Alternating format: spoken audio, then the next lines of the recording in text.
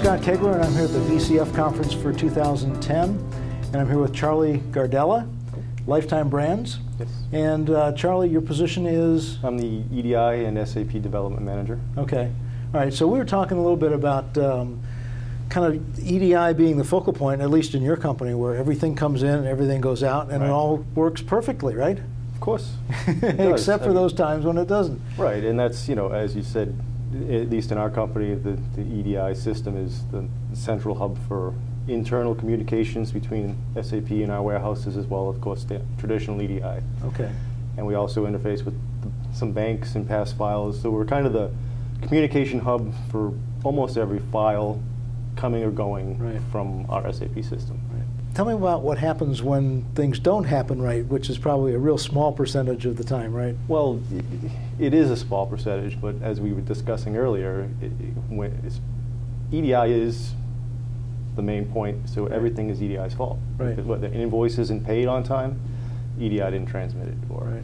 the warehouse didn't ship an order, EDI didn't get them the order on time, right. Or things don't, inventory is not accurate in SAP. Well, you must have missed some files from the warehouse. Right. So that's the battle we fight right. daily. But we also have put in many controls and reporting, etc. So, I mean, the key to fighting that is good controls right. and an educated staff to say, all right, this order is missing, but they have to know where it came from, right. where the system put it, where we picked it up, where we dropped it off, and we back the files up at certain points. Right. And if the staff knows enough to track all those things, we can quickly prove it got to where it needed to go or right. it didn't, right. which of course is rare, as we know. Right.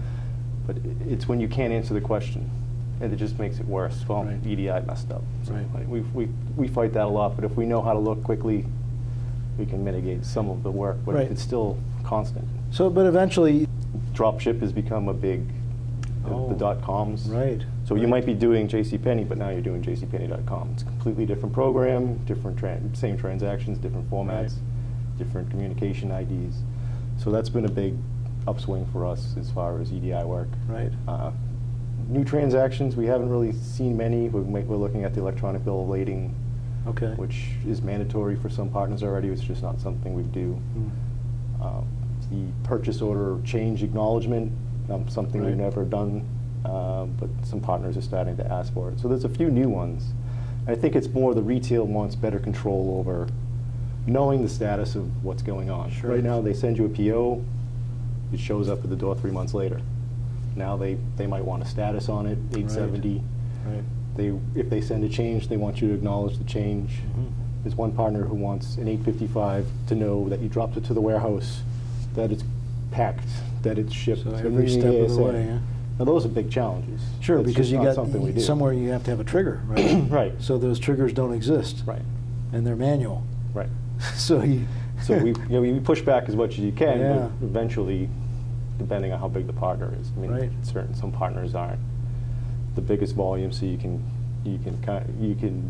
give them there's no ROI for us to do this right now. Sure. It's going to cost us more to do than in business going to get, but then eventually that's going to run out. Right, right. You talked about the .com kind of sales, and that I know that's a big challenge for a lot of suppliers because, like you said, it's a drop ship. You're not right. going to the DC. You're going to the end customer, right? Right. And you have to report statuses, back right. orders. Yes. Ship notifications, multiple shipments for a single order, all those kind of things, and suddenly you have the ball, right? Right. There's a whole different set of rules. Yeah. You know, if you receive the order by 11 and has to ship same day, right.